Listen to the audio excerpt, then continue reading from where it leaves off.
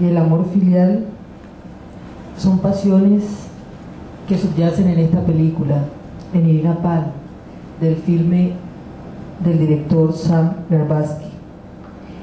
Esta tarde estamos convocados a partir de este drama de 103 minutos producido por un equipo de trabajo de 5 países: Bélgica, Alemania, Luxemburgo, Reino Unido y Francia. El texto fílmico está protagonizado por la legendaria actriz y cantante Marianne Faithfull, quien en los años 60 y 70 fuera reconocida no solo por su talento, sino también por sus variadas relaciones sentimentales, especialmente la que tuvo con Michel. El personaje central, Maggie, es una viuda de 50 años que se ve obligada a transgredir sus principios y salvar la vida de su nieto Oli, quien requiere un tratamiento médico urgente y costoso. El objeto de su búsqueda es petróleo, ya que el único objetivo de tratamiento debe realizarse en un plazo máximo de 6 semanas, o de lo contrario, el niño perderá su vida. Préstamos de dinero en bancos que le cierran las puertas, trabajos en sitios donde tiene como esposa, la negación de su competencia laboral, pues es considerada una mujer vieja, situación que le genera un sentimiento de impotencia y negación. Se mueve en la dualidad entre un querer hacer y un no poder hacer. Quiere salvar la vida de su nieto, pero no puede obtener el dinero necesario en tiempo debido. Camina frustrada hasta dar con un letrero que dice: se necesita anfitriona, buena paga. Decide entonces ingresar a lo que en realidad es un mundo para el sexo, sex shop. Esa se caracteriza por ser la articulación entre la inferioridad que presupone 2 momentos, 2 estados, 2 imágenes del sujeto puestas en paralelo, y la exposición que pone en evidencia el papel del otro, un sujeto real o virtual, considerado como legítimo para juzgar el sujeto patémico de la inferioridad. Así se expresa Elizabeth Harcourt a propósito de esta pasión que experimenta la protagonista del filme, quien con un claro sentimiento de inferioridad inicia su descenso al infierno de la transgresión de sus principios morales. Es un estado afectivo de cierta duración y con manifestaciones somáticas que se producen cuando el sujeto que la padece toma conciencia de que obra arrastrado por un exceso afectivo o por la ruptura de una expectativa en la que confiaba firmemente. En la película hay desbordamientos afectivos que llevan a los personajes a cruzar el límite de lo que consideraban correcto. Vemos cómo la vergüenza que experimenta Maggie describe un recorrido pasional, un despertar afectivo que se traduce en el descubrimiento de la espacialidad sórdida y sensual del sex shop. Además, el verdadero significado de la palabra anfitriona, que en la descarnada expresión de Mickey, el dueño del local, traduce puta. Su primera reacción vergonzosa es huir, pero en el momento en que Mickey le ofrece 600 o 900 libras semanales por su trabajo, inicia la discusión pasional y la configuración de un simulacro que llevará a convertirse en Irina Pál, la mejor masturbadora del sol londinense. Para lograrlo, ha de adquirir las competencias necesarias y el desdoblamiento del sujeto que debe dejar los preceptos de una sociedad puritana como la londinense y el sistema de valores que ha practicado a lo largo de su vida. Inicia la transformación de Maggie, y la vergüenza proyectada hacia el futuro es asumida con escrúpulos, asco y miedo al que dirán. Pero el amor filial es más fuerte y redime la fractura del yo interno, de ese cuerpo sensible que concentra toda su atención en su objeto de búsqueda. He aquí el pivote pasional del relato de la vergüenza que presenta a una Maggie autoafirmada. Proporciona a través del tacto a cientos de hombres, gracias a la suavidad de sus manos, opera una transformación en ella, pues se convierte en Irina Pál. Aquí es el cuerpo el escenario para la consecución de fines en apariencia contrapuestos. Un muro divide a los actores, de un lado los hombres que desfogan su polución y del otro Irina Pál, quien masturba impávida a los buscadores del placer. La vergüenza se arraiga en el sujeto a tal punto que se convierte en una suerte de segunda piel difícil de rasgar. Son los instantes en que Maggie se enfrenta a la mirada del mundo exterior y teme por la censura que le puedan infligir.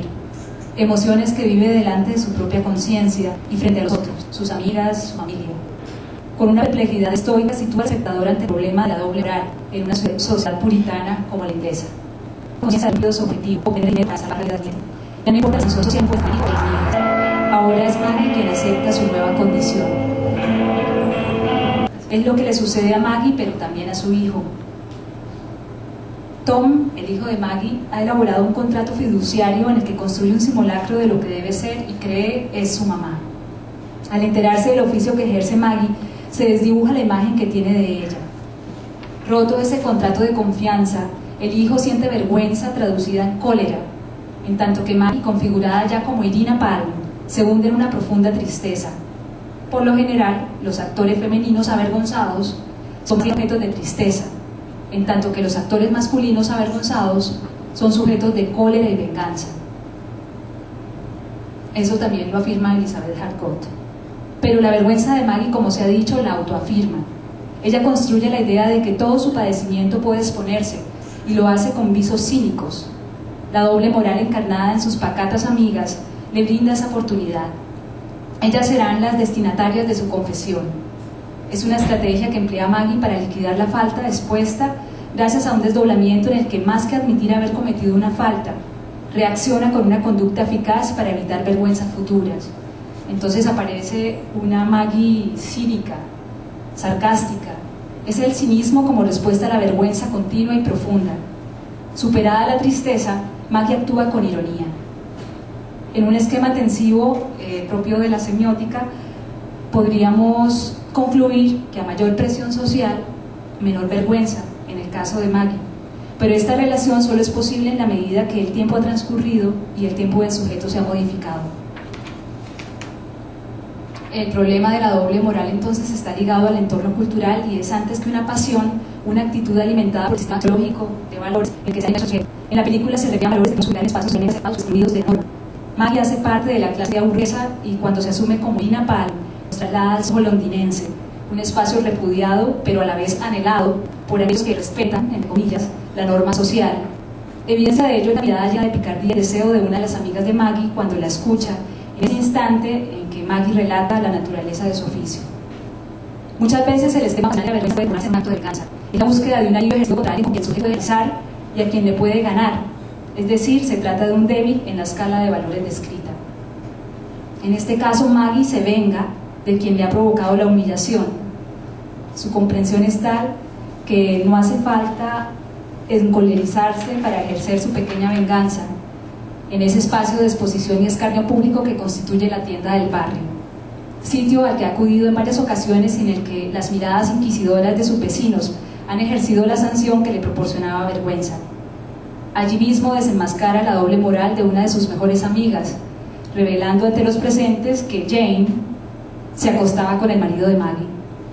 La protagonista acude a la venganza como mecanismo para expiar su vergüenza y deja claro que no hay una sola persona libre de culpa. La tienda, como escenario de exposición social para la censura y la aceptación, será un espacio imprescindible en esta cinta. Entonces la protagonista acude inicialmente a la vergüenza como un mecanismo para expiar sus sentimientos de culpa, de inferioridad, y deja claro que no hay una sola persona libre de este sentimiento. Podríamos presentar un esquema de la pasión de la vergüenza, un esquema canónico. Inicialmente hay un despertar afectivo y es el descubrimiento de esa tienda, de ese sex shop. Luego vendría la disposición del sujeto, cuando ella se configura ya no como Maggie, sino como Irina Palm.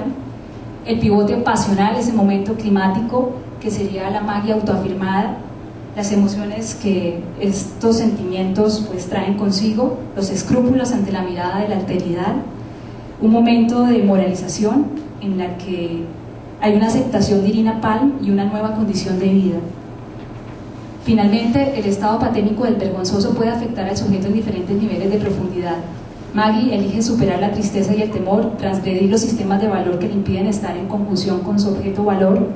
Recordemos el nieto, que será siempre su leitmotiv, ese motor que le impulsa a actuar.